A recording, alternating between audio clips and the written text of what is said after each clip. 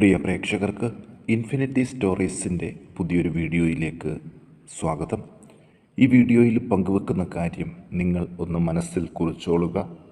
June മാസം തീരും മുമ്പ് സാമ്പത്തിക നേട്ടം കൊണ്ട് ജീവിത മുന്നേറ്റം നടത്തുന്ന നക്ഷത്രജാതകരെക്കുറിച്ച് നമുക്ക് ഇന്നത്തെ വീഡിയോയിലൂടെ കൂടുതൽ കാര്യങ്ങൾ ഒന്ന് പങ്കുവെക്കാം.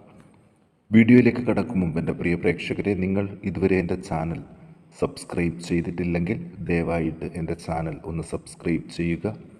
അതോടൊപ്പം തന്നെ എൻ്റെ പുതിയ വീഡിയോകൾ നിങ്ങൾക്ക് നോട്ടിഫിക്കേഷനായിട്ട് ലഭിക്കാൻ വേണ്ടിയിട്ട് ബെൽ ഐക്കൺ കൂടി പ്രസ് ചെയ്യണം. വീഡിയോ കണ്ടതിന് ശേഷം നിങ്ങളുടെ വിലയേറിയ അഭിപ്രായങ്ങൾ കമൻറ്റ് ബോക്സിൽ ഒന്ന് രേഖപ്പെടുത്താനും വീഡിയോ ലൈക്ക് ചെയ്യാനും മറക്കാതെ ഇരിക്കുക. എൻ്റെ എല്ലാ പ്രേക്ഷകർക്കും ഇൻഫിനിറ്റി സ്റ്റോറീസിൻ്റെ പുതിയൊരു വീഡിയോയിലേക്ക് സ്വാഗതം. നമുക്ക് നോക്കാം. മേടക്കൂറിൽ പിറന്ന അശ്വതി, ഭരണി, കാർത്തിക ഒന്നാം പാദത്തിൽ ജനിച്ച നക്ഷത്രജാതകരെക്കുറിച്ച് ധനപരമായിട്ടുള്ള എല്ലാ ക്ലേശ അനുഭവങ്ങളും ജീവിതത്തിൽ നിന്ന് വിട്ടൊഴിഞ്ഞുകൊണ്ട് മുന്നോട്ട് പോകുന്ന ഒരു സമയമാണ് മേടക്കൂറുകാർക്ക്. ധനത്തെ സംബന്ധിച്ചിട്ടുള്ള വിഷമതകൾ മാറ്റിയെടുക്കാൻ ഒരുപാട് മാർഗങ്ങൾ ഇവർക്ക് തെളിഞ്ഞു കിട്ടും. ഒരു ഗവൺമെൻറ് ജോലി ലഭിക്കാനുള്ളൊരു സാധ്യതയും ഈ സമയത്ത് കാണുന്നുണ്ട്. ഗവൺമെൻറ് ഓഫീസുകളിൽ നിന്ന് കാര്യതടസ്സങ്ങൾ മാറിക്കിട്ടും. ഒടിവ്, ചതവ്, മുറിവ് ഇവ മൂലം ആശുപത്രിവാസം അനുഭവിക്കുന്നവർക്ക് ആരോഗ്യപരമായിട്ട് തിരിച്ചു വരാൻ ഉള്ളൊരു സാധ്യതയും കാണുന്നുണ്ട്. വാദബന്ധിയായ അസുഖങ്ങൾക്ക് ആശ്വാസം ലഭിക്കും. ദാമ്പത്യ ക്ലേശങ്ങൾ കുറഞ്ഞു തുടങ്ങും. വിവാഹബന്ധിയായ കാര്യങ്ങൾ തടസ്സങ്ങൾ നീങ്ങിത്തുടങ്ങും. ബുദ്ധിപരമായ വൈകല്യം ഉള്ളവരെ പ്രത്യേകം ശ്രദ്ധിക്കണം. ചില കാര്യസാധ്യങ്ങളും ഉണ്ടാകും.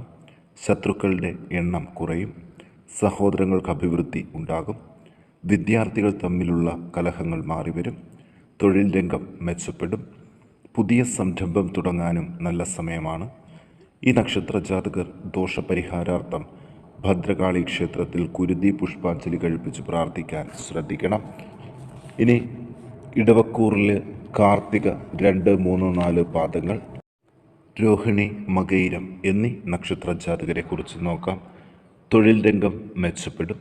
ഉൽപ്പന്നങ്ങൾ വിറ്റഴിക്കാൻ സാധിക്കും. മനസ്വസ്ഥത വർദ്ധിക്കും. ഇനി എന്ത് എന്ന ആശങ്ക മനസ്സിൽ വിട്ട് ഒഴിയും. ഒരു കാര്യവുമില്ലാതെ വെറുതെ നടന്നിരുന്നവർക്കൊരു തൊഴിൽ സാധ്യത ലഭിക്കുന്നുണ്ട്. ദാമ്പത്യ കലഹങ്ങൾ കുറഞ്ഞു തുടങ്ങും. വിവാഹമോചന കേസുകളിൽ ഒത്തുതീർപ്പ് ചർച്ച വിജയിക്കും. ഉദരവ്യാധി, വായുകോപം, ഹൃദയബന്ധിയായ അസുഖങ്ങൾ ഇവ പ്രത്യേകം ശ്രദ്ധിക്കണം. മക്കൾക്ക് സൗഖ്യം ഉണ്ടാകും. സൽക്കർമ്മങ്ങൾക്കായിട്ട് പണം ചിലവഴിക്കേണ്ടി വരും. ശത്രുക്കളുടെ ഉപദ്രവം കുറഞ്ഞു തുടങ്ങും. വിദേശത്ത് പഠനത്തിനായും ജോലിക്കായിട്ടും ശ്രമിച്ചാൽ സമയം അനുകൂലമാണ്. സഹോദരങ്ങളുമായിട്ടുള്ള അകൽച്ച കുറഞ്ഞു തുടങ്ങും. ഭൂമിയുടെ കച്ചവടം ലാഭത്തിലാകും. ബന്ധുജനങ്ങളുമായി കൂടിച്ചേരാൻ അവസരമുണ്ട്. ദോഷപരിഹാരാർത്ഥം ഭഗവതി ക്ഷേത്രത്തിൽ ഐക്യമത്യ സൂക്ത പുഷ്പാഞ്ജലി കഴിപ്പിച്ച് പ്രാർത്ഥിക്കാൻ ഇടവക്കൂറുകാർ പ്രത്യേകം ശ്രദ്ധിക്കണം. ഇനി മിഥുനക്കൂറിൽ മകയിരം 3, 4 പാദങ്ങൾ, തിരുവാതിര, പുണർദം 1, 2, 3 പാദത്തിൽ ജനിച്ചവരെ കുറിച്ചൊന്ന് നോക്കാം. വീട്ടിലെ അസ്വസ്ഥമായ സാഹചര്യങ്ങൾ മാറി സന്തോഷം നിറഞ്ഞൊരു സാഹചര്യങ്ങളിലേക്ക് പോകാൻ സാധ്യതകൾ കാണുന്നുണ്ട്. തൊഴിലുമായിട്ട് ബന്ധപ്പെട്ട് അന്യ സംസ്ഥാനങ്ങളിലേക്ക് പോകേണ്ട സാഹചര്യവും വരും. പലവിധ സന്തോഷ അനുഭവങ്ങളും ഇവർക്ക് ലഭിക്കും. കുടുംബസമേതം പുറത്തുപോയി ഇഷ്ടപ്പെട്ട ആഹാര സാധനങ്ങൾ കഴിക്കാൻ അവസരങ്ങളുണ്ട്. കലഹഭയം മനസ്സിൽ നിന്ന് വിട്ടൊഴിയും. ശത്രുക്കളിൽ നിന്നും അകന്നു നിൽക്കാൻ ശ്രമിക്കണം. ഭാര്യാഭർത്തൃ കലഹങ്ങൾ കുറഞ്ഞു തുടങ്ങും. കാര്യസാധ്യങ്ങൾ ഉണ്ടാകും. ഈശ്വരഭജനത്തിലെ തടസ്സങ്ങൾ നീങ്ങും. ധനലാഭം പ്രതീക്ഷിക്കാം. ബന്ധുജനങ്ങൾക്ക് സൗഖ്യം ഉണ്ടാകും. ചില ബന്ധുക്കളുമായിട്ടുള്ള കലഹങ്ങൾ ഒഴിവായി തുടങ്ങും. സന്താന ഉൽപ്പാദനത്തിലുള്ള ചികിത്സ ഫലം കാണും. പലവിധ രോഗാരിഷ്ഠിതകളും മാറിക്കിട്ടും. കമിതാക്കളുടെ ആഗ്രഹ സഫലമാകും. പുതിയ സംരംഭങ്ങൾ തുടങ്ങാൻ നല്ല സമയമാണ്. ദോഷപരിഹാരാർത്ഥം ഭഗവതി ക്ഷേത്രത്തിൽ ത്രിപുരസുന്ദരി മന്ത്രം പുഷ്പാഞ്ജലി കഴിപ്പിച്ച് പ്രാർത്ഥിക്കാൻ ഒന്ന് ശ്രദ്ധിക്കണം. ഇനി കർക്കിടകക്കൂറിൽ പുണർദം 4 പാദം, പൂയം, ആയില്യം നക്ഷത്രജാതകരെക്കുറിച്ച് നോക്കാം. ശത്രുക്കളിൽ നിന്നുള്ള ദുഃഖ അനുഭവങ്ങൾ മാറിക്കിട്ടും. മനസ്സ് സംഘർഷഭരിതമാകാതിരിക്കാൻ ശ്രദ്ധിക്കണം. സഹോദരങ്ങളുടെ അകൽച്ച ദുഃഖമുണ്ടാക്കാൻ സാധ്യതകൾ കൂടുതലാണ്. ആരോഗ്യത്തെക്കുറിച്ചിട്ടുള്ള ആശങ്കകൾ മാറ്റിവെക്കണം. രോഗാരിഷ്ടതകൾ മാറിത്തുടങ്ങും. ആയുർഭീതി അനാവശ്യമായിട്ടുള്ള ബുദ്ധിമുട്ടുകളിലേക്ക് കൊണ്ടെത്തിക്കും. ഇങ്ങനെയുള്ള ദുഷ്ചിന്തകളൊക്കെ മനസ്സിൽ നിന്ന് ഒഴിവാക്കാൻ ഒന്ന് ശ്രമിച്ചാൽ ഏറ്റവും സന്തോഷം നിറഞ്ഞൊരു ജീവിതത്തിലൂടെ കടന്നു പോകുന്ന സാഹചര്യമാണ് ഇവർക്ക് ലഭിക്കുന്നത്. ഇത് മറക്കാതിരിക്കുക.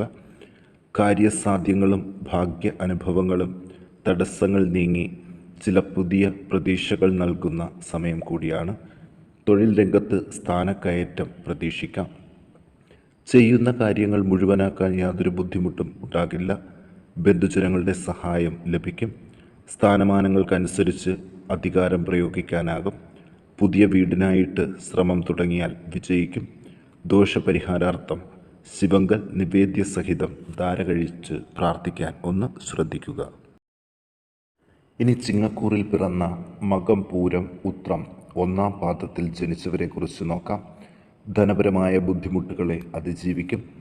സുഖകാര്യങ്ങളിലെ തടസ്സങ്ങൾ നീങ്ങും. വിദ്യാഭ്യാസത്തിലെ തടസ്സങ്ങളും മാറിക്കിട്ടും. വാദബന്ധിയായ രോഗങ്ങൾ മൂലം ബുദ്ധിമുട്ടുന്നവർക്ക് അതിൽ നിന്നൊരു മോചനം ഉണ്ടാകും. നേത്രരോഗങ്ങൾക്ക് ശമനം കണ്ടു തുടങ്ങും. ദുർജനങ്ങളുമായിട്ട് സഹകരിക്കാതിരിക്കുക. വീട്ടിൽ സമ്മിശ്ര ഫലമായിരിക്കും.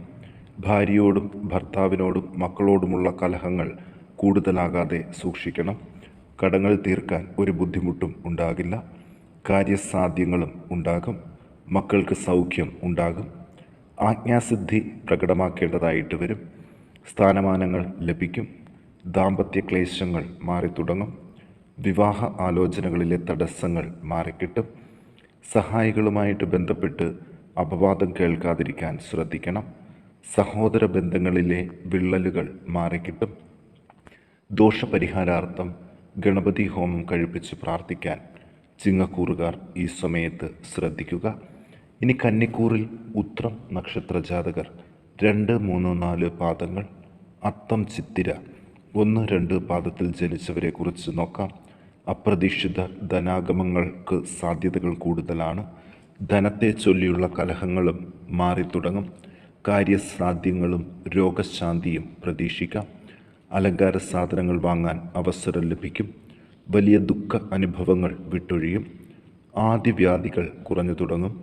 ബന്ധനാവസ്ഥയ്ക്ക് സാധ്യതയുണ്ട്. യാത്രകൾ വേണ്ടിവരും. കുടുംബാംഗങ്ങൾക്കും ബന്ധുജനങ്ങൾക്കും അഭിവൃദ്ധി പ്രതീക്ഷിക്കാവുന്ന കാലഘട്ടമാണ്. സഹോദരങ്ങളുമായിട്ടുള്ള കലഹങ്ങൾ കൂടുതലാകാതെ ശ്രദ്ധിക്കണം. ഗൃഹനിർമ്മാണത്തിനുള്ള ശ്രമങ്ങൾ വിജയം കാണും. പൊതുവെ ആരോഗ്യം മെച്ചപ്പെടും. ജീവിത പങ്കാളിയുടെ രോഗാവസ്ഥ വിഷമം ഉണ്ടാക്കും. തൊഴിൽ രംഗം മെച്ചപ്പെടുന്നതിനുള്ള എല്ലാ സാധ്യതകളുമുണ്ട്. ദോഷപരിഹാരാർത്ഥം വിഷ്ണുവിന് ഷഡാക്ഷര സുദർശന മന്ത്ര പുഷ്പാഞ്ജലിയും പാൽപായസ നിവേദ്യവും നടത്തി പ്രാർത്ഥിച്ചാൽ 100% വിജയം ഇവരെ സുനിശ്ചിതമായിട്ടും തേടി വരുന്നതാണ്. ഇനി തുലാക്കൂറിൽ ചിത്തിര നക്ഷത്ര ജാതകർ 3, 4 പാദങ്ങൾ, ചോതി, വിശാഖം 1, 2, 3 പാദത്തിൽ ജനിച്ചവരെക്കുറിച്ച് നോക്കാം. ചതിയിൽപ്പെടാതെ സൂക്ഷിക്കണം.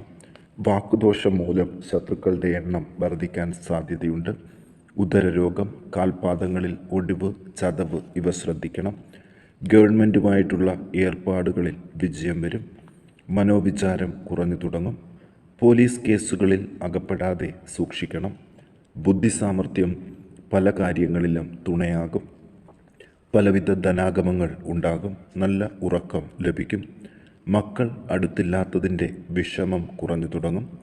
സന്താന ഉൽപാദന ചികിത്സകളിൽ തടസ്സങ്ങൾ മാറി പ്രതീക്ഷയ്ക്കൊത്തൊരു സന്താനം ലഭിക്കാൻ സാധ്യതയുണ്ട്. ഇവർ ദോഷപരിഹാരാർത്ഥം ശാസ്താവിന് എണ്ണ അഭിഷേകം ചെയ്ത് നീരാജനം കഴിപ്പിച്ച് പ്രാർത്ഥിക്കാൻ ഒന്ന് ശ്രദ്ധിക്കണം.